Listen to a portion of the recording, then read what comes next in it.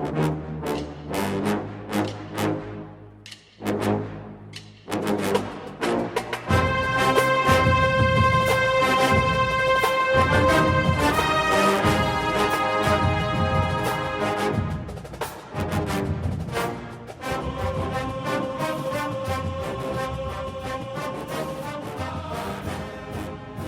morning, Bucknutters. Welcome to the Bucknuts Morning Five here on Monday, March 18th, 2019.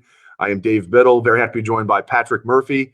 Patrick, the Buckeyes are dancing. They got the number 11 seed in the NCAA tournament, or a number 11 seed in the NCAA tournament. They will play 6th-seeded Iowa State late Friday night in Tulsa, one of the last games to go of the first-round games. That's a tough matchup for Ohio State, but any matchup was going to be tough. They were going to be one of the last at-large teams in. We knew whoever they play was going to be a tough matchup. So, yeah, Iowa State's tough, but I think Buffalo would have been tough. Whoever they would have been matched up with as 11 versus 6 would have been a tough matchup. But, hey, the Buckeyes are dancing. That's what it all boils down to. Absolutely. And, we talked a couple weeks ago about, the fact that some fans have made the statement that, they'd rather not see the team go and lose. And you and I both agreed, I think, that it was better for this team as a whole to experience that. A lot of young players on this team, and also for Chris Holtmann to make the team for his first 2 years here, or make the tournament for his first 2 years as the head coach of the team. So a big boost, I think. We were pretty sure they were going to make it after getting the win in the Big Ten tournament last Thursday. But to have that locked in is good. In terms of what they're facing in Iowa State, this is a team that wasn't great throughout the season, but good enough. Finished, I think it's 5th in the Big 12, 9-9 record, 23-11 overall. Ended up winning the Big 12 tournament, has some very versatile scores. It's certainly going to be tough for Ohio State. The one thing I do think that is good for the Buckeyes and something we talked about off air, these last few days is they avoided having to go to Dayton. And while it would have been cool to see Ohio State play in Dayton and kind of the fans take over that arena there, it's a pretty cool environment for those first 4 games.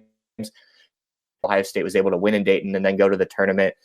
There seems to always be one team that makes a run out of that first 4, but I don't think you don't want to add an extra game to your schedule at this point if you're going to make any run at all. So I think it's good that Ohio State did that. Iowa State's going to be tough, but like you said, everyone they were going to face at this point is going to be tough. And I think if you can get past Iowa State, I got a chance once things kind of settled down a little bit to look at the bracket.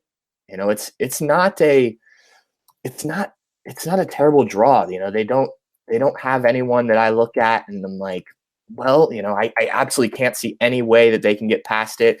I think that, like you said, anything was going to be tough, but they're not in the worst spot if they can find a way to go on a run. And I think the fact that you have Caleb Wesson back now, he has to be staying out of foul trouble, but you saw what he did against Indiana, the difference he makes.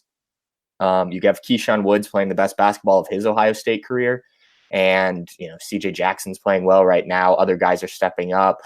They were able to hang tough with Michigan State for, a little bit over a half before the fouls really caught up with them. And then even after they did, Michigan State was up by 21. They brought it back to 5 with a lot of young players in. So, I think you're kind of playing with house money at this point. If you can find a way to beat Iowa State, you're facing probably a Houston team that's good, but, not somebody that really scares you. And then you kind of go from there. So, we'll see what happens. I think right now, like I said, playing with house money, enjoy the experience, get these young players experience in the tournament so that when, these freshmen or sophomores next year are playing even bigger roles than they are now, you've got a year of experience under their belt. And, most importantly, I think enjoy it. This is a great time of year, and I'm excited that the Buckeyes are going to take part. Yeah, and you mentioned that Keyshawn Woods is playing well. He is. Yeah. CJ Jackson has really had a solid career. I feel like he makes his share of mistakes, but I feel like he's underrated to a certain degree. That being said, those are the only 2 guys that are going to lose off this year's team. I think we're going to look back on this year's team as the worst roster of the Chris Holtmann era. And that says a lot that they made the tournament. Right. And that's because everybody on the current team right now is going to get that's junior, sophomore, freshman. They're going to be better next year. And then they get the infusion of talent. EJ Liddell looks great. Best player in the state of Illinois, 2 straight years, led his team to the state championship, now 2 straight years. DJ Carton, Mr. Basketball in Iowa, one of the top point guards in the country. I think both those guys are going to play a decent amount as freshmen. I like the potential of Alonzo Gaffney too, but I think it might take a couple years for him. Right. The point is, I think they're going to be really, really good next year, and he's just going to keep building this program. I think we're going to look back on this season as the worst roster of the Chris Holtmann era. I mean, what does that say about him? First of all, do you agree with that? And second of all, what does that say about him as a coach to get this team to the big dance? As you mentioned, this is basically house money now for the Buckeyes. I think it probably will be, unless there happens to be a year where he has, 2 or 3 guys leave early for the NBA that they didn't see coming or something. But I think, as he continues to build and recruit, we're seeing what he's able to do on the recruiting side of things, that Chris Holtmann, that is.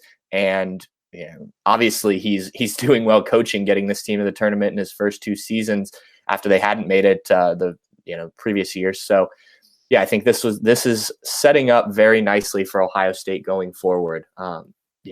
Chris Holtmann has avoided talking about the future throughout most of this season, but after the loss to Michigan State, he did talk a little bit about the freshmen and how they need to improve this offseason, but that he's very happy with the contributions they've made, specifically Dwayne Washington and Luther Muhammad, who have played pretty big minutes. Luther Muhammad's been a starter most of the year, and Dwayne Washington's been that 6th or 7th man off the bench.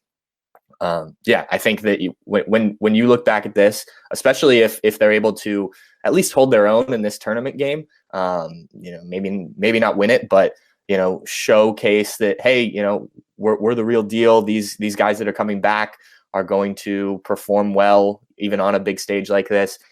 I think you're setting up very nicely for Ohio State. And then, like you said, you bring in those freshmen. I think Liddell and Carton are guys that, maybe they don't plug in on day one as starters. I think that they will be starters, or at least key contributors at some point in the season. And then we'll see what Alonzo Gaffney turns into. But those are guys that maybe not one and dones exactly, but certainly talented players that you expect to make an impact. And let's not forget about CJ Walker, transfer from Florida State. He's a guy I know that they're very high on. He's practiced with the team all year. Obviously hasn't been able to play after transferring, but he's a guy who we talk about DJ Carton at the point guard. CJ Walker, that's his job to lose, I think, and they really like what he can do. I've talked to a few people that have seen practice there that say, he's a guy who could be kind of that leading guy next year, running the point and whatnot, and allowing Carton to kind of develop. And that's not to say that Carton won't be a big part, because I think he will, but they're very high on CJ Walker. So I think there's going to be an infusion of talent for a team that already has a good amount of talent enough to make the NCAA tournament. Let's switch gears to football. Buckeyes will get back in the swing of things tomorrow. Spring practice resumes tomorrow, Tuesday. They had last week off for spring break. Thursday, we're going to get a chance to meet with the linebackers, so several of the players, linebackers and running backs, and then also linebacker coach Al Washington, running backs coach Tony Alford. So that'll be good on Thursday. So look for that on Thursday. And then Saturday's practice, the entire practice is open to the media. So that'll be cool. Pro Day is this Wednesday for the Buckeyes. So that's another little housekeeping item to throw out there. In regard to spring football so far, there's only been 2 practices. Tomorrow will be the 3rd practice. And we were out there for the first 2 practices. The biggest thing to me, Patrick, is the guys coming back from injury and how they look. Brandon Bowen, Austin Mack. I want to throw Antoine Jackson in there too, the defensive tackle, because I think, he played last year, he was coming off that broken foot. He wasn't able to really go, during winter. And he was kind of most of spring, if not all of spring. I'm trying to remember, at least most of spring. I believe all of spring he was out last year. Yeah. Maybe he got a few token reps here and there, but most of the time he was working on the side last year. And he looked out of shape to me. Antoine Jackson, he had the 5-star pedigree and all that. Everybody was excited and transferring to Ohio State. But he just looked out of shape. He's one guy when you look at him, and I'm sure everybody's looked at our videos on Bucknuts. I mean, he looks like a different guy. You can tell he's in shape. He's healthy. So Antoine Jackson, he looks different and he looks good. But Brandon Bowen's out there. He looks good. Hasn't played football in a year and a half. He's running around there.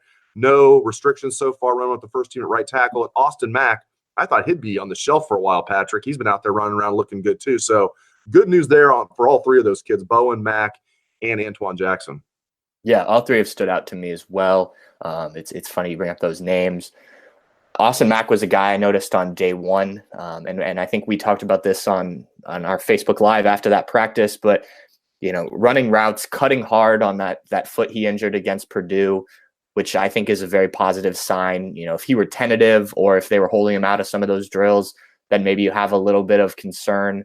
But the fact that he's out there doing things full go and not showing any sort of hesitation is positive. Brandon Bowen looks like a very motivated man. He was a guy who won the starting position as a sophomore and then, lost it because of injury, couldn't get back last year completely healthy. And I think he knows, now is the time that I have to prove that I'm healthy, that this is my spot, whichever spot he ends up landing on the offensive line. I think he's been, from what we've seen, out there kind of mauling guys and just showing that he's ready to be an Ohio State offensive lineman once again. And Antoine Jackson is a guy that I think we kind of always expected this from him, but the injuries have held him back once he transferred in. I think that, they certainly need some help in the middle of that defensive line, after losing a guy like Draymond Jones, who could be a first-round pick in April. They certainly have other players in there, but the more talent that they can have, the more competition they can have in there, and Antoine Jackson certainly adds to that, the better. But yeah, I think all three of those guys look like players that are healthy and that have something to prove this year. Great stuff from Patrick Murphy. Thank you very much, Patrick. And thank you to all listeners out there for tuning into the show. I appreciate that as well. Let's hear that Buckeye swag, best in band in the land.